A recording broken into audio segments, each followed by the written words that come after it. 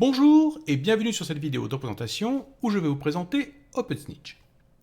Alors qu'est-ce que OpenSnitch? Eh bien OpenSnitch est une application pour Linux qui va vous permettre de vous protéger des fuites de données. Comme vous pouvez le voir ici à l'écran, OpenSnitch est une application bien sûr open source qui se trouve sur GitHub et que nous allons pouvoir télécharger et installer sur notre machine. Ici je suis sur un Fedora 35 avec un bureau Cinnamon. Alors, il y a de multiples façons de pouvoir se protéger de fuites de données. La première protection que vous avez chez vous et qui se trouve dans votre box, eh bien, c'est un pare-feu. Le problème du pare-feu, c'est qu'il vous protège relativement bien de ce qui entre, mais plutôt très mal de ce qui sort. Car généralement, la majorité des ports sur un pare-feu sont fermés en entrée, mais sont parfois ouverts en sortie. Pour vous donner un exemple, lorsque vous ouvrez votre navigateur pour aller sur Internet, eh bien, le port 80 et le port 443 sont utilisés pour se connecter à des sites Internet. Mais le problème, c'est qu'il n'y a pas que votre navigateur qui peut accéder à ces ports pour envoyer des données sur Internet. N'importe quelle autre application se trouvant sur votre machine peut utiliser ces ports pour pouvoir communiquer vers Internet. Et donc, si vous avez un spyware ou un logiciel espion sur votre machine, ce logiciel espion peut très bien utiliser le port 80 et 443 pour envoyer donc des informations sur Internet. Alors attention, OpenSnitch ne remplace en aucune façon un pare-feu. Si vous avez un pare-feu, surtout ne l'enlevez pas, le pare-feu est très utile. Si vous utilisez également Pi-hole, eh bien continuez d'utiliser Pi-hole, ce n'est pas un remplacement à Pi-hole. Donc OpenSnitch est juste là pour bloquer des applications qui tenteraient d'aller sur Internet et que vous n'avez pas autorisé à aller sur Internet. Mais trêve de bavardage, nous allons tout de suite commencer par installer OpenSnitch sur notre système qui est ici, je vous le rappelle, Fedora 35. Donc je mettrai bien sûr les liens dans la description de la vidéo.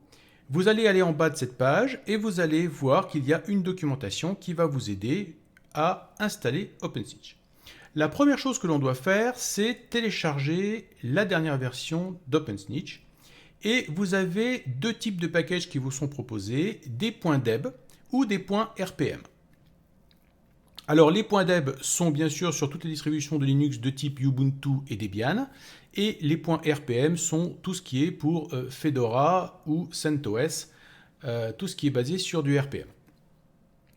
Donc en fonction de la distribution que vous avez, choisissez Deb ou choisissez RPM. Ensuite, vous avez différentes architectures de processeurs qui vous sont proposées.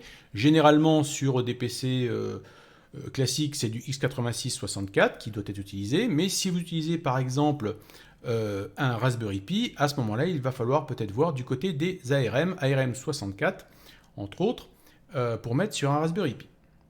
Vous avez deux fichiers à télécharger. Le premier, c'est le service. Donc ici, nous sommes sur un Fedora, donc il nous faut le RPM x86-64. Et la deuxième chose qu'il va falloir télécharger, c'est l'interface utilisateur qui va nous permettre de voir ce qui se passe sur ce service qui tournera donc en arrière-plan. Donc commençons par télécharger le RPM 8664 et maintenant le GUI ou interface utilisateur que nous allons mettre également dans notre dossier téléchargement. Alors on va aller regarder ces fichiers. Et nous avons donc ici nos deux fichiers que nous venons de télécharger et qui donc ont l'extension .rpm.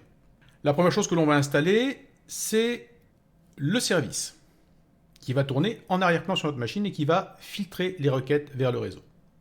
Donc on revient à la documentation de base de tout à l'heure et vous voyez que nous avons la possibilité d'installer OpenSnitch soit en utilisant les packages que nous venons de télécharger et qui sont déjà compilés, soit vous pouvez compiler le code source vous-même. On va donc utiliser la méthode using packages. Ici, vous avez donc la commande pour les fichiers deb et ici la commande pour les fichiers RPM. Donc vous voyez que c'est très facile. Il y a juste une ligne de commande à taper. Donc je vais simplement copier cette ligne de commande. Je vais coller cette commande. Il y a juste une petite chose qui me dérange, c'est qu'ici je suis sur Fedora. Donc je vais préférer utiliser DNF plutôt que Yum. Yum était quand même l'ancienne méthode qui a été utilisée sur Fedora et qui n'est plus utilisée depuis déjà plusieurs versions. Donc vous remplacez simplement Yum par DNF. Vous voyez qu'ici j'ai un point virgule entre ces deux commandes de façon à ce que lorsque la première commande est finie, eh bien la deuxième s'enchaîne juste derrière. Et nous avons à la fois l'interface utilisateur qui est ici et donc le service qui est juste après. Les astérisques sont ici, bien sûr, pour indiquer que n'importe quel nom de fichier qui suit ces deux lettres, eh bien, vont être pris. Sauf que là, je ne suis pas dans le bon dossier, donc il va falloir que j'aille dans le bon dossier. Alors ce que je vais faire, c'est que pour conserver ce que je viens de taper, quoi qu'encore il devrait être conservé par le terminal, mais enfin je vais quand même le copier. Je vais aller d'abord dans le dossier de téléchargement. Donc je vais faire cd home Eric téléchargement. Voilà, et normalement, si je fais ls, voilà, je devrais avoir mes deux fichiers. Donc allons-y, maintenant je peux coller ma commande et l'envoyer. Je vais taper bien sûr mon mot de passe, et c'est parti pour l'installation de ces deux composants. Je vais confirmer, je vais dire oui. Voilà, l'installation est terminée. Ok, maintenant ce que je vais faire, c'est que je vais tout fermer. Et je vais aller chercher dans mon menu OpenSnitch, puisque normalement, on devrait le trouver. Donc, vous voyez qu'il est ici. Il a un petit icône en forme de nuage avec deux flèches d'entrée et de sortie. Je vais cliquer dessus. Et vous voyez que maintenant, nous avons un icône en bas à droite qui vient d'apparaître. Donc, il est en arrière-plan, en train de surveiller toutes les connexions qui sont en arrière-plan. Si je clique dessus, eh bien, vous avez une fenêtre qui s'ouvre et qui va vous montrer, en fait, les paquets de réseau qui vont être bloqués en fonction des ports et en fonction également du protocole TCP ou UDP qui est utilisé, puisqu'il y a deux protocoles existants dans les communications vers Internet, c'est le TCP et l'UDP. Et nous allons par exemple lancer Firefox. Et vous voyez qu'il me dit hop hop hop, il y a le service System Resolved qui essaye d'accéder à Internet. Alors, vous voyez qu'il y a un compte à rebours sur Deny, et vous voyez que si je ne réponds pas dans les 15 secondes, eh bien automatiquement, il va bloquer cette demande. Alors, la difficulté ici, c'est de savoir qu'est-ce que c'est que ce service Systemd Resolved qui a tenté d'accéder à Internet. Eh bien, c'est un service qui permet donc de faire des résolutions de DNS. Tenez, vous en avez un autre qui vient d'arriver, Cronid. Alors, c'est toute la difficulté, c'est d'arriver, alors celui-ci on va l'autoriser, c'est d'arriver à identifier chaque service. Vous voyez qu'ici, il me met Hello, donc il est autorisé. Vous voyez qu'il utilise le protocole UDP. Alors Cronid, c'est quoi? Eh bien, c'est le système qui permet de synchroniser l'heure de votre machine avec l'heure se trouvant sur Internet, de façon à avoir toujours la bonne heure et la bonne date. Alors encore faut-il le savoir. Donc, c'est aussi une bonne chose de OpenSnitch, c'est que ça va vous obliger à comprendre ce qui se passe sur votre machine et quels sont ces services qui sont constamment en train en fait de communiquer avec Internet sans que vous vous en aperceviez vraiment. Donc ça a aussi un intérêt ici, c'est que vous allez à chaque fois être obligé un petit peu de rechercher sur Internet, si vous ne le savez pas, ce que c'est que Cronid ou ce que c'est que Systemd Resolved, et apprendre à quoi ça sert. Alors, le problème, c'est que par exemple ici, bien vu que Systemd Resolved a été bloqué, je vais certainement avoir des gros soucis pour pouvoir aller sur des sites. Mais vous voyez qu'il est intéressant de voir que ici, j'ai par exemple de la télémétrie qui vient de chez Mozilla, donc du Firefox, qui a tenté d'utiliser le port 53 UDP pour envoyer de la télémétrie à Mozilla. Vous voyez aussi que, hop, de nouveau, j'ai Firefox, alors que je ne fais strictement rien sur Firefox. Vous voyez que de nouveau, Firefox essaye de communiquer. Il essaye d'aller sur cette adresse serviceaddonmozilla.org et je peux soit manuellement faire deny, soit au bout de 15 secondes, hop, il bloque automatiquement parce que je n'ai pas pris cette décision. Et vous voyez que c'est toujours le port ici 53 qui est utilisé. Donc c'est très intéressant parce qu'on voit en temps réel ce qui est en train de se passer sur le réseau. Alors, tentons d'aller sur une adresse. Par exemple, je vais aller sur duckduckgo.com. Et vous voyez que Firefox a une grande difficulté à atteindre DuckDuckGo. Pourquoi? Eh bien parce que le Systemd Resolved a été bloqué. Donc du coup, nous n'avons plus de résolution DNS sur notre machine, ce qui est bien embêtant parce qu'on ne peut plus aller sur aucun site. Alors, comment on peut corriger ça? Eh bien, je vais aller dans Règles, et vous allez voir que dans Règles, eh bien, nous avons les règles temporaires et les règles permanentes. Lorsqu'OpenSnitch bloque automatiquement une communication vers Internet parce que nous n'avons pas eu le temps, en fait, de prendre une décision nous-mêmes, eh bien, il fait un blocage qui n'est seulement que temporaire.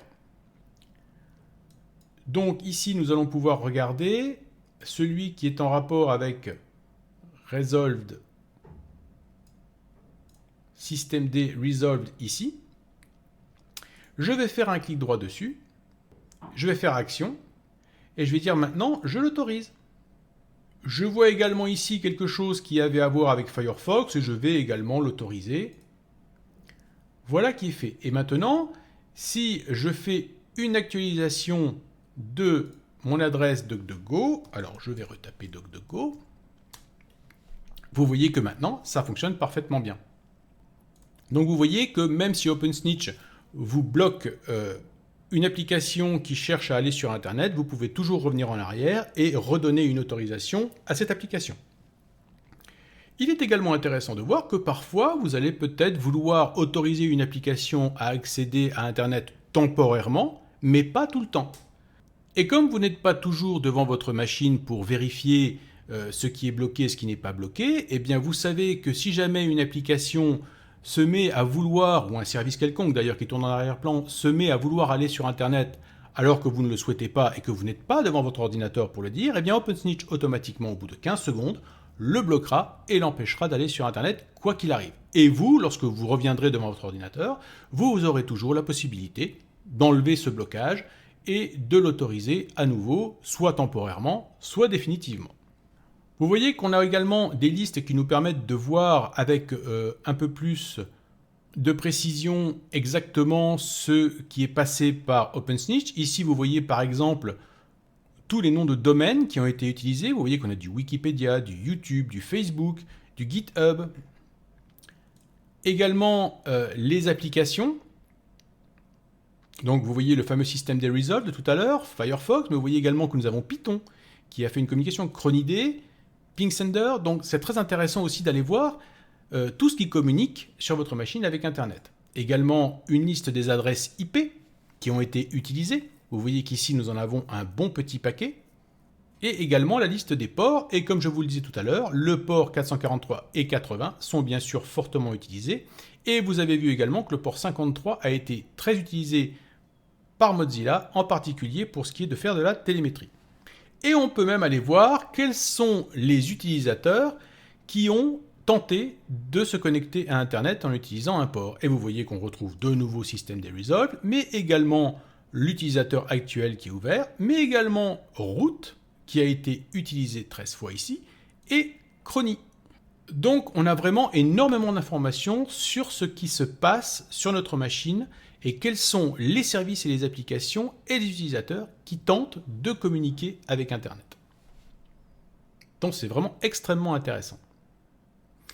Parce que cela peut vous permettre de détecter un logiciel espion qui se trouverait sur votre machine et que vous n'auriez pas vu, et que vous allez pouvoir donc désinstaller si vous arrivez à trouver bien sûr où il se trouve sur votre machine. Parce que vous allez très vite repérer dans ces listes quelque chose qui est inhabituel, un service ou une application qui est inhabituelle et que vous n'avez pas installée et qui pourtant tente de communiquer avec Internet. Bien, ce que je vous propose maintenant, c'est d'aller voir un petit peu les paramétrages, les settings de cette application. Alors pour aller voir les paramétrages, on va cliquer donc sur l'icône qui se trouve ici et on tombe donc sur la fenêtre de préférence. Et vous voyez que l'on peut changer ce fameux timeout, c'est-à-dire ce petit compte à rebours de 15 secondes. Si vous voulez plus de temps pour réfléchir, eh bien, vous pouvez rajouter ici par exemple 20 secondes ou 30 secondes. Mais attention cependant que plus vous prenez du temps pour prendre une décision, plus ça peut laisser du temps aussi à l'application de s'adapter et de contourner la restriction. On ne sait jamais sur quoi on tombe. Donc il est préférable d'avoir 15 secondes, je trouve c'est une bonne chose. Ça vous permet de réagir quand même assez rapidement.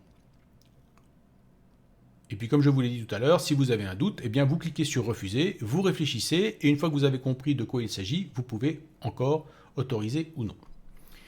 Les actions par défaut, eh bien, ce sont celles qui sont prises au bout de ces 15 secondes. Donc là, bien sûr, c'est le blocage automatique, et je vous conseille de laisser sur blocage automatique. Combien de temps cette restriction devra être mise? Eh bien, c'est jusqu'au redémarrage de la machine, donc c'est vraiment temporaire, mais vous pouvez aussi donner un temps précis, c'est-à-dire, eh bien, ça bloque pendant 1 heure ou 30 minutes ou seulement 15 minutes, le temps ou alors permanent. je vous le déconseille parce que vous risquez de vous bloquer beaucoup de choses de façon permanente, même si vous pouvez revenir en arrière, ça risque d'être un petit peu embêtant. Et aussi, si vous voyez que pas mal de choses fonctionnent, mais que vous ne savez pas pourquoi ça ne fonctionne plus, eh bien vous pouvez toujours redémarrer votre machine et cela va remettre à zéro tout ce qui était temporaire et vous allez pouvoir de nouveau investiguer pour voir qu'est-ce qui a été bloqué. Défaut target, eh bien par exécutable, c'est-à-dire par application. Je vous conseille également de laisser ça par défaut, c'est très très bien comme ça, puisque c'est ce que l'on veut. On veut pouvoir détecter les applications qui se connectent à Internet. Et puis la position de la fenêtre lorsqu'elle apparaît pour vous avertir. Si vous trouvez qu'en plein milieu de l'écran, c'est pas génial parce que vous êtes en train de faire quelque chose et que vous n'avez pas envie d'avoir une fenêtre pop-up qui arrive en plein milieu de l'écran, eh bien vous pouvez toujours l'envoyer en haut à gauche ou en haut à droite, ça sera peut-être moins gênant pour vous, donc vous pouvez le faire ici. Vous pouvez avoir aussi une vue un peu plus avancée qui vous permet d'avoir des choix un peu plus avancés. Vous voyez qu'ici, on peut même rajouter des filtres en fonction de l'ID d'utilisateur, du port de destination et de l'IP de destination. Donc on peut vraiment bloquer finement les communications quasiment comme un pare-feu. Alors ici, vous pouvez même tester le système de notification. Vous voyez que ici, ça nous ouvre le pop-up du système d'exploitation. Donc si c'est GNOME, ici on est sur Cinnamon, mais si c'était GNOME, eh bien, vous auriez ici le pop-up de GNOME en haut de l'écran qui apparaîtrait. Alors que là, sinon, eh bien, vous avez la notification qui se fait avec Qt. Et qui est, si Qt est installé, ce qui n'est pas le cas ici sur cette machine, eh bien, est une fenêtre de type Qt qui apparaît. Moi, je vous conseille de laisser sur le système de notification dont vous avez l'habitude sur votre système d'exploitation. Ensuite, vous avez les différentes informations qui sont affichées sur les colonnes des fenêtres.